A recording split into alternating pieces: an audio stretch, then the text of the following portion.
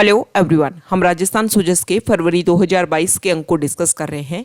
ये जो आर्टिकल है इसमें राजस्थान से रिलेटेड कुछ फैक्ट्स हैं जो हमारे एग्जाम के पॉइंट ऑफ व्यू से इम्पोर्टेंट हैं। तो चलो स्टार्ट करते हैं। आर्टिकल की शुरुआत की गई है कि बाड़मेर के हाथमा गांव में किराड़ू मंदिर स्थित है और इन किराड़ू मंदिरों को राजस्थान का खजुराहो कहा जाता है, जबकि उदयपुर का जगत जो है उसको लघु खजुराहो के नाम से जानते हैं। तो क्वेश्चन एग्जाम में इस तरीके से आ जाता है कि राजस्थान का खजुराहो किसको बोला जाता है, राजस्थान का लघु खजुराहो किसको बोला जाता है। ये जो किराड़ू मंदिर है वो दक्षिण भारतीय शैली में बने हुए हैं और यहाँ पर 5 मंदिर है। 5 मंदिरों की श्रृंखला की कलात्मक बनावट बेहद मोहक है। 1161 ईस्वी के शिलालेख के अनुसार इस गांव पर परमारों का शासन था, जिसका नाम परमारों की राजधानी किराटकूप रखा गया था, जहां 1000 ईस्वी में 5 मंदिरों का निर्माण कराया गया।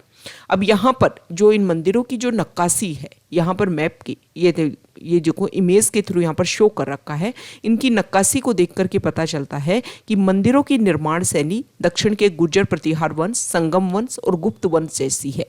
मंदिरों की इस श्रृंखला में केवल विष्णु मंदिर और शिव मंदिर, जिसको सोमेश्वर मंदिर के नाम से भी जानते हैं, मतलब टोटल यहाँ पर 5 मंदिर हैं, जिस 5 मंदिरों में से केवल 2 मंदिर जो हैं वो ठीक हालत में हैं, बाकी के बचे हुए मंदिर खंडर में तब्दील हो चुके हैं। श्रृंखला में सबसे बड़ा मंदिर शिव को समर्पित नजर आता है। खंभों के सहारे निर्मित यह मंदिर बिथर से दक्षिण के मीनाक्षी मंदिर की याद दिलाता है और इसका बाहरी आवरण खजुराहो का रंग लिए हुए है। काले व नीले पत्थर पर हाथी, घोड़ा और अन्य आकृतियों की नक्काशी कलात्मक भव्यता को दर्शाती है। दूसरा मंदिर पहले से आकार में छोटा है, लेकिन यहाँ शिव की नहीं विष्णु की प्रधानता है, जो स्थापत्य और कलात्मक दृष्टि से काफी समृद्ध है।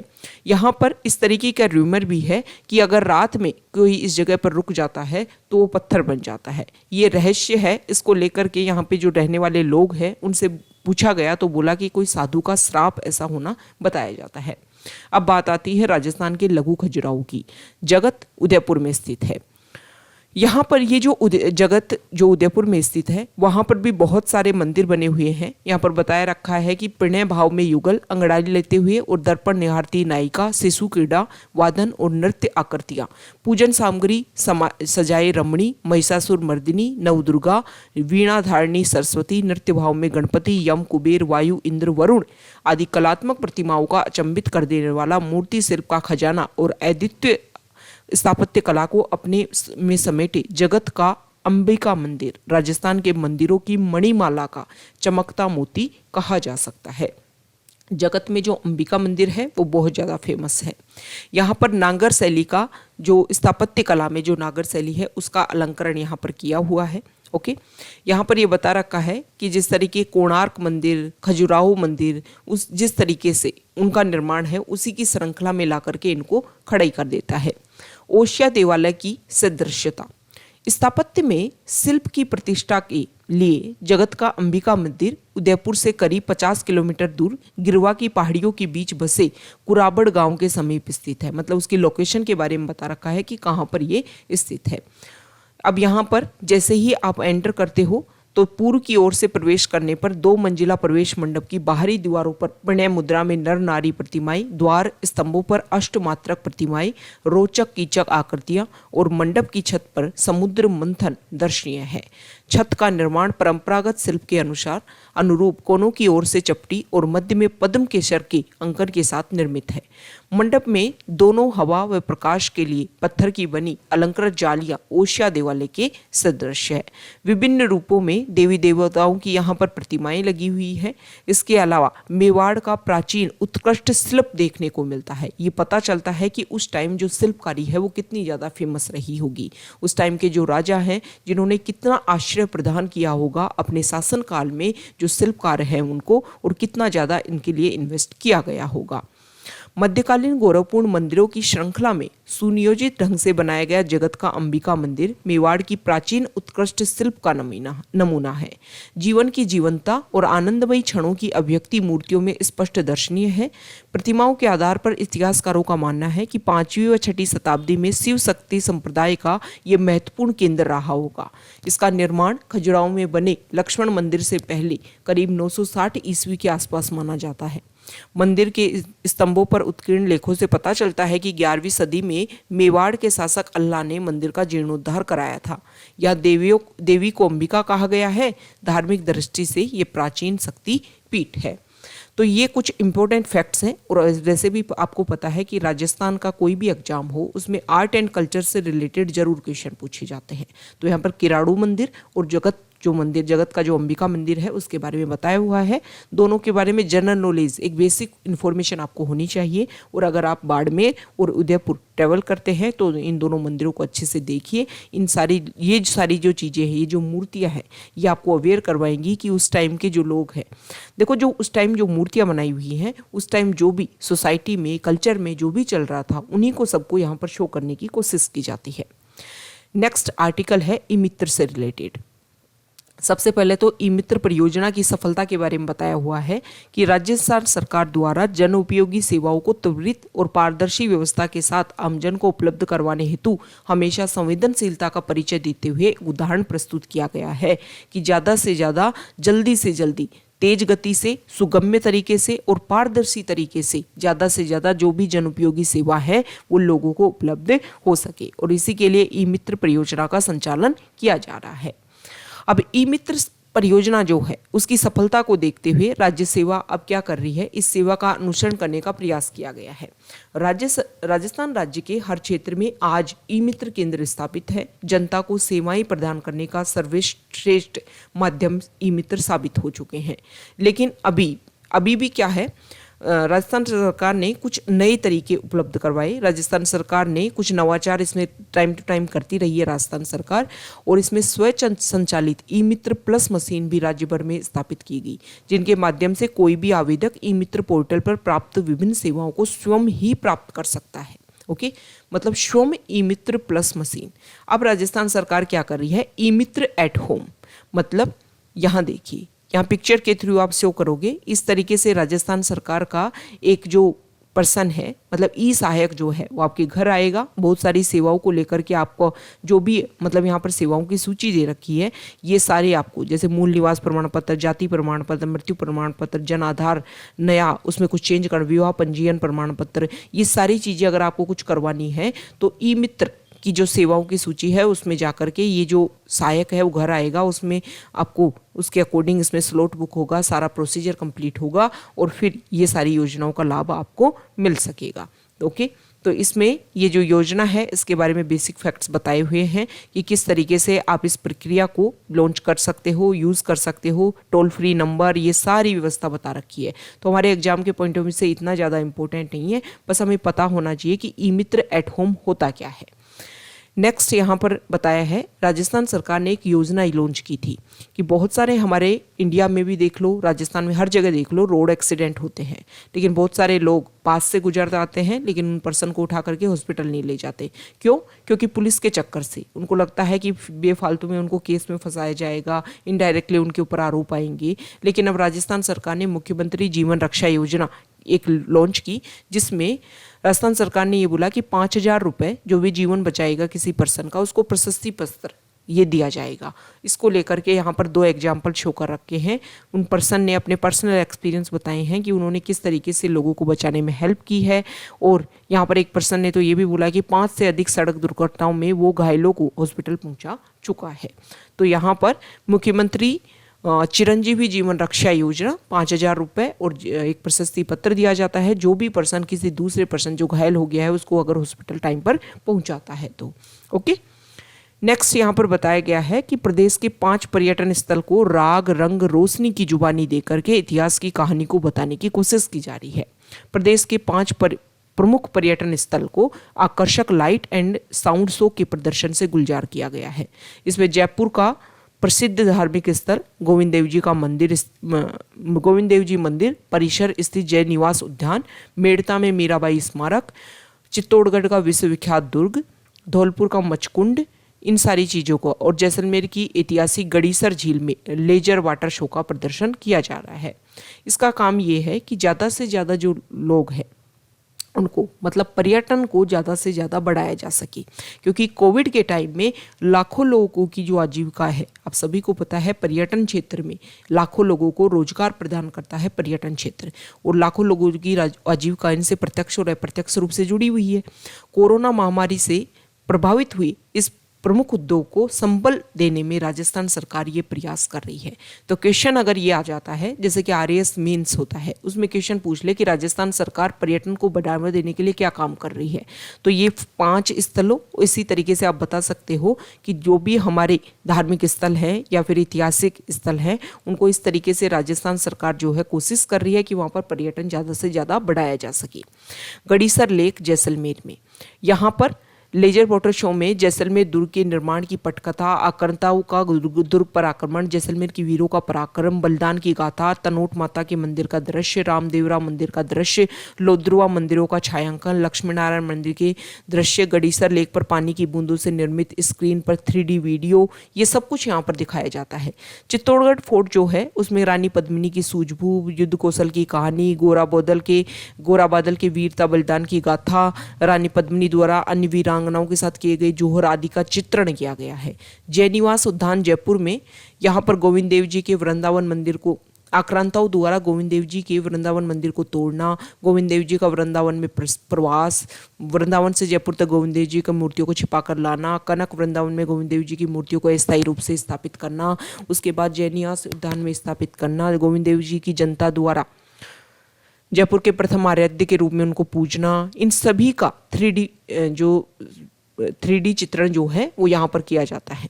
मचकुंड धौलपुर में, मचकुंड द्वारा भगवान इंद्र की दानवों के साथ युद्ध में सहायता करना, भगवान इंद्र द्वारा महाराजा मचकुंड को चिर निद्रा का वर देना, काल यवन राक्षस द्वारा ऋषि मुनियों को परेशान करना, भगवान श्री कृष्ण द्वारा काल यवन को चुनौती देकर के महाराजा मचकुंड की गुफा में जाना, महाराजा मचकुंड को निद्रा से जगाना, मचकुंड के क्रोधवश आंखों से निकली अग्नि से काल यवन का अंत होना, ये सारी चीज़ें यहाँ पर बताई जाती हैं।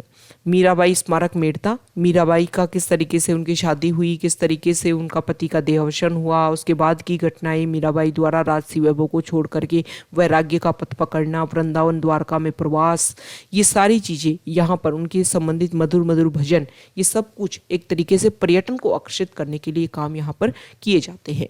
ये झलकियाँ यहाँ पर शो कर रखी हैं कि किस तरीके से ये सारा काम यहाँ पर प्रदर्शित किया जाता है, ताकि ज़्यादा से ज़्यादा पर्यटन जो है वो आकर्षित हो सके। अब बात आती है उपभोक्ता की। उपभोक्ता प्रदेश और देश का हर व्यक्ति उपभोक्ता है, और उपभोक्ता अपने अधिकारों के प्रति जागरूक रहे और एक उपभोक्ता के रूप में सामान, सेवा और अन्य सेवा आदान प्रदान आने वाली समस्याओं की रक्षा कर उसे सशक्त बनाने में राजस्थान हमेशा अग्रणी रहा है। वर्तमान सरकार उपभोक्ता से होने वाले दुखों के प्रति शून्य टॉलरेंस की नीति पर चलती हुई शुद्ध के लिए युद्ध जैसे अभियान संचालित कर रही है। उपभोक्ताओं को सशक्त बनाने के लिए उपभोक्ता संरक्षण अधिनियम 1986 और 2019 को लागू करने के लिए राजस्थान अग्रणी रहा है। अब राजस्थान सरकार ने उपभोक्ता संरक्षण की आवश्यकता और अन्य कानून जो है, ये टाइम टू टाइम कौन कौन से यहाँ पर कानून बनाए गए हैं उपभोक्ताओं को सुरक्षा देने के लिए, उनके बारे में है। अब उपभोक्ता संरक्षण अधिनियम क्या है? उपभोक्ता संरक्षण अधिनियम 2019 लोकसभा में और राज्यसभा में ऐसे पास किया गया और 20 जुलाई 2020 से पूरे देश में लागू किया गया। उपभोक्ता अदालतों में बड़ी संख्या में जो उपभोक्ता से रिलेटेड शिकायतें हैं वो दर्ज है, और उनको तेजी से हल करना और उनके साधनों को शामिल करते हुए, मतलब तेजी से कैसे हल कर सके, इन साधनों को शामिल करते हुए उपभोक्ताओं की समस्याओं को समय पर हल करने के लिए प्रभावी प्रशासन और जरूरी प्राधिकरण की स्थापना करना, ये इसका मेन टारगेट है, ये नया अधिनियम जो बना है। और 1986 के टाइम में जो अधिनियम था उसको परिस्थिति और जागरूकता के स्तर में बदलाव के कारण दर्ज अधिक शिकायतों के चलते ही अब इस अधिनियम को उपभोक्ता संरक्षण अधिनियम 2019 के द्वारा अधिक्रमित कर दिया गया है। उपभोक्ता कौन है? कोई भी व्यक्ति जो माल, वस्तु, उत्पाद की खरीद कर अपने लिए उसका उपभोग करता है वह उपभोक्ता है। किंतु वस्तु और सेवाओं को बेचने के लिए अगर कोई पर्सन, मतलब कॉमर्स, व्यापार के लिए अगर खरीद रहा है तो वो उपभोक्ता में शामिल नहीं है। हालांकि स्वरोजगार के रूप में जीविका अर्जन के लिए उपयोग को वाणिज्यिक नहीं माना जाता है।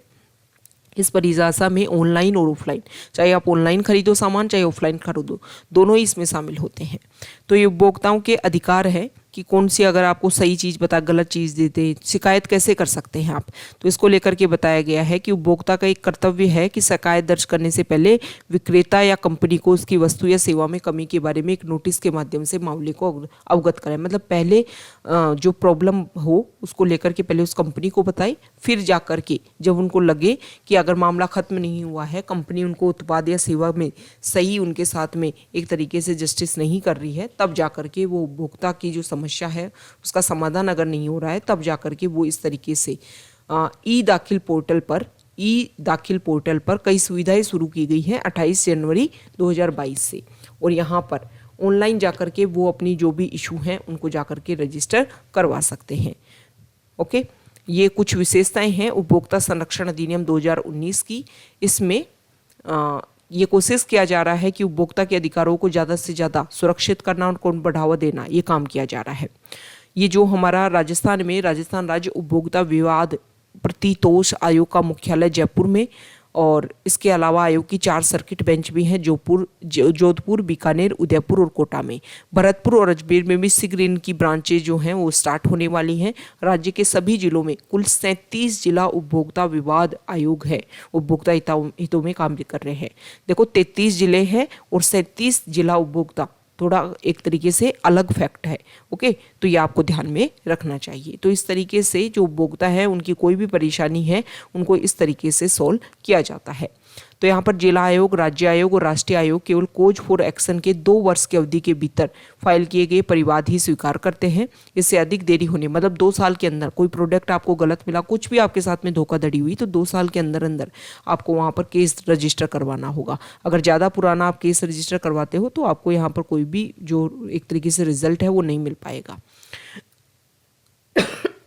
सॉरी, यहाँ पर ये बता रखा है कि किस तरीके से जो नए अधिनियम है उससे उपभोक्ताओं को कैसे फ़ायदा होगा, क्या क्या अपील की कैसे सुनवाई होगी, 90 दिन की अवधि के भीतर अंतिम रूप से निस्तारण करने का इसमें प्रयास किया जाता है, उपभोक्ता आयोग की व्यवस्था की जाती है। ओके, तो ये सारी व्यवस्था एक जनरल अवेयरनेस है, आपको ये पता होना चाहिए कि नया अधिनियम है जिसमें कोशिश की जा रही है, आप ऑनलाइन उसमें रजिस्टर कर सकते हो। ओके, ये इंपॉर्टेंट है। नेक्स्ट है ऑपरेशन सरदुआ। पाकिस्तान के साथ में इंडिया की जो बॉर्डर मिलती है उसको आप सभी को पता है कि रेड क्लिफ लाइन के नाम से उसको जानते हैं, और उस लाइन को सुरक्षित करने के लिए बॉर्डर सिक्योरिटी फोर्स की उसके पास में जिम्मेदारी है। तो यहाँ पर सर्दियों के टाइम में बॉर्डर सिक्योरिटी फोर्स की जो आर्मी है, बॉर्डर सिक्योरिटी फोर्स के जो कार्मिक है, जो पर्सनल है, वो रात में पाकिस्तान के साथ में जो हमारी बॉर्डर लगती है उसको सिक्योर करते हैं। तो यहाँ पर उसके लिए हर साल ऑपरेशन सर्द हवा लॉन्च किया जाता है कि ताकि जब बहुत ही कोहरा टाइम होता है और बहुत भयंकर वाली ठंड होती है, उस टाइम में ज़्यादातर इस तरीके की इलीगल एक्टिविटीज़ यहाँ पर हो सकती हैं, तो उनको ख़त्म करने के लिए 24 घंटे और 365 दिन पूरी मुस्तैदी के साथ में बीएसएफ के जवान यहाँ पर तैनात रहते हैं। ऑपरेशन सर्द हवा हर साल चलाया जाता है, और कड़ाके की चाहे भीषण शीतलहर हो, चाहे झुलसा देने वाली गर्मी हो, तब भी ये जो जवान हैं वो हमारी बॉर्डर को हमेशा इस तरीके से सिक्योर करते रहते हैं। ऑपरेशन सर्द हवा आपको ध्यान में रखना है। नेक्स्ट आर्टिकल है मुख्यमंत्री चिरंजीवी स्वास्थ्य बीमा योजना को लेकर के। तो जोधपुर में इसका किस तरीके से इम्प्लीमेंटेशन हुआ है, तो वहाँ के पीआरओ हैं आकांक्षा पालावत, उन्होंने अपना ये आर्टिकल लिखा है कि वहाँ पर बेसिक लेवल पर या ग्राउंड लेवल पर अच्छे से इस स्कीम को लॉन्च करने की कोशिश की जा रही है। आप सभी को पता है कि मुख्यमंत्री चिरंजीवी स्वास्थ्य बीमा योजना जो है chief minister Chiranjeevi health insurance scheme 1 मई 2021 को इसको स्टार्ट किया गया था, और इसमें डिसाइड किया गया कि ईच इंडिविजुअल, सभी फैमिलीज़ का जो ईच इंडिविजुअल जो है वो इसमें कनेक्ट हो सके और उन सभी को बेनिफिट मिल सके। ओके, सभी मेडिकल जो उनकी रिक्वायरमेंट्स है उनको कवर करने का काम करती है ये स्कीम। किस तरीके से वहाँ पर जो लोकल लेवल पर 9 ग्राम पंचायत वहाँ पर है उनमें किस तरीके से इम्प्लीमेंट किया गया है, कैसे लोगों को अवेयर किया गया है, ये सारी बातें यहाँ पर बता रखी है। नेक्स्ट आर्टिकल है पान को लेकर के। पान की खेती किस तरीके से होती है, तो सबसे पहले तो यहाँ बताया गया है कि जैसे जग प्रसिद्ध बनारसी, महोबा, मगधी या फिर मगही जैसे पान प्रसिद्ध किस्म फेमस हैं, वैसे राजस्थान के पूर्वांचल में होने वाले देसी पान के पत्तों की भी बात ही निराली है। देसी पान की खेती राजस्थान के पूर्वांचल में भरतपुर जिले के खरैरी, बागरैन, दौसा जिले के गढ़मोरा, सवाईमाधोपुर के लाखेरी, करौली जिले के मासलपुर, उपरेला जैसे गांव और उदयपुर जिले के कानोड़ कस्बे और बसवाड़ा जिले में बड़ी संख्या में तंबोलिया के जीविका उपार्जन का आधार है। मध्य प्रदेश में ग्वालियर जिले के समीप आंतरी, बिलोवा, संदलपुर में देसी पान की खेती के से बड़ी संख्या में लोग जुड़े हुए हैं। यहाँ पर देसी पान की बारे में बताई हुई है कि देसी पान को कैसे उगाया जाता है। तो यहाँ पर देखो पान की खेती कैसे होती है, बहुत ही मेहनत का काम होता है। यहाँ पर ऐसे उसकी जो बेल है उसको ऐसे खड़ा किया जाता है और ऊपर से बिल्कुल छाया की जाती है ताकि गर्मी में वो झुलस ना सके। ऐसे पानी से, हाथों से वहाँ पर पानी रेगुलर वहाँ पर डाला जाता है ताकि जो बेल है वो टूटे ना। और नीचे यहाँ पर जो पान आता है उसको, जो पीला पत्ता हो जाता है उसको पेड़ी का पान बोलते हैं। एक घास, एक प्रकार की घास होती है कांस, ओके। और पान की बेल जो है उसको कांस से बांध करके ऊपर चढ़ाया जाता है। तो ये यहाँ पर कुछ इंपॉर्टेंट वर्ड है। और इस यहाँ पर रतेरी क्या होता है, वो भी घास होता है, छावन के लिए जो घास यूज की जाती है, मतलब छाया करने के लिए। तो यहाँ पर पान की खेती कैसे होती है, अब देखो ये तो क्वेश्चन आएगा नहीं, बस यहाँ पर कुछ वर्ड हैं जैसे रतेरी, इस पूछ लेंगे कि रतेरी क्या होता है। और यहाँ पर पान की खेती महंगी और श्रमसाध्य है, इसके खेत को बरीजा कहा जाता है। तो क्वेश्चन आ जाता है हमारे आर्ट एंड कल्चर में कि व्हाट इज़ बरीजा। तो आपको पता होना चाहिए कि भाई पान के खेत को बरीजा बोलते हैं। या फिर पूछ लेंगे व्हाट इज़ रतेरी, तो बोल देंगे घास का एक प्रकार है। या फिर पूछ लेंगे व्हाट इज कांस, तो एक प्रकार की घास होती है कांस। ये आपके लिए इम्पोर्टेंट है। तो ये हमने राजस्थान सुजस का ये पार्ट 2 था, फरवरी 2022 के आर्टिकल का, सुजस अंक का। इसके आगे का जो नेक्स्ट पार्ट है वो हम नेक्स्ट वीडियो में डिस्कस करेंगे। अगर आप यहाँ तक आ गए हैं, वीडियो आपको अच्छा लगा है तो प्लीज़ वीडियो को आप लाइक कर दीजिए, शेयर कर दीजिए और चैनल को सब्सक्राइब कर दीजिए। आप हमारे टेलीग्राम चैनल के साथ में भी जुड़ सकते हैं। टेलीग्राम चैनल पर हर तरीके की इंपॉर्टेंट PDF आप सभी के साथ में शेयर की जाती है। टेलीग्राम चैनल का लिंक नीचे डिस्क्रिप्शन बॉक्स में दिया हुआ है। Okay, thank you.